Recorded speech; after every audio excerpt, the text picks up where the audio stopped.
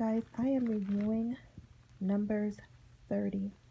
I've read this before about vows, and I didn't read the whole chapter. And immediately when I did read this in the past, I thought about how this relates to marriage. It's for life, until death do you part. But I didn't read the whole chapter.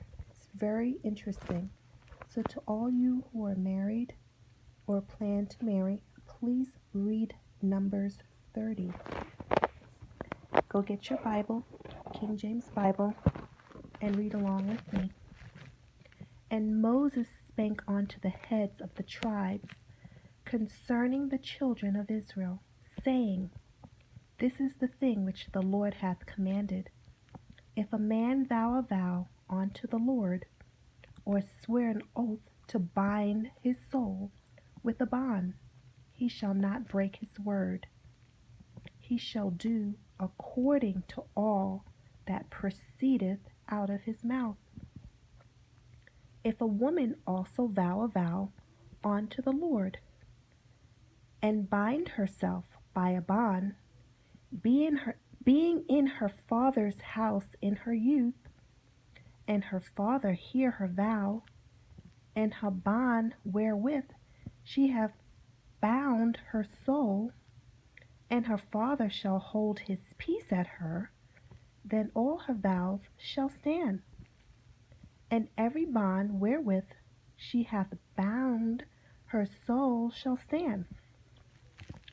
But if her father disallow her in the day that he heareth not any of her vows, or of her bonds wherewith she hath bound her soul, shall stand. And the Lord shall forgive her, because her father disallowed her.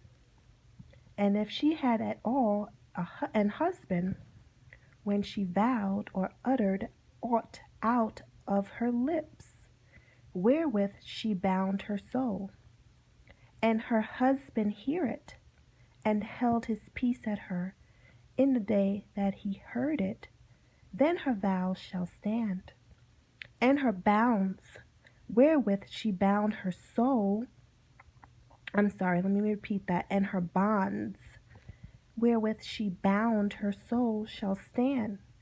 But if her husband disallow her on the day that he heard it, then he shall make her vow which she vowed, and that which she uttered with her lips, wherewith she bound her soul, of none effect, and the Lord shall forgive her. But every vow of a widow, and of her that is divorced, wherewith they have bound their souls, shall stand against her.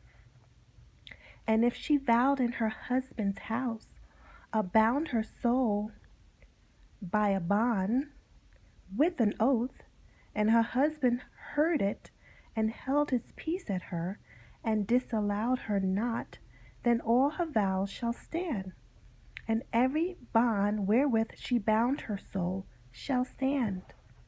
But if her husband hath utterly made them void on the day he heard them, then whatsoever proceeded out of her lips concerning her vows, or concerning the bond of her soul, shall not stand. Her husband hath made them void, and the Lord shall forgive her. Every vow and every binding oath to afflict the soul, her husband may establish it, or her husband may make it void. But if her husband altogether hold his peace at her from day to day, then he establisheth all her vows, or all her bonds, which are upon her. He confirmeth them, because he held his peace at her in the day that he heard them. But if he shall anyways make them void after that he hath heard them, then he shall bear her iniquity. These are the statutes which the Lord commanded Moses between a man and his wife, between the father and his daughter, being yet in her youth, in her father's house. Please leave a comment regarding this. Tell me your thoughts of it. Because what I get from it is that when you make those vows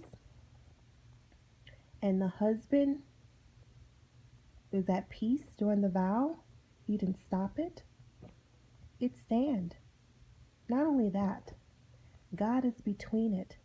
That the marriage covenant is God, your wife or your husband, and you. So it has been established, and it's until death. Put your comments and thoughts below. Okay, I wanted to share that. That's Numbers chapter 30. Have a great day. God bless.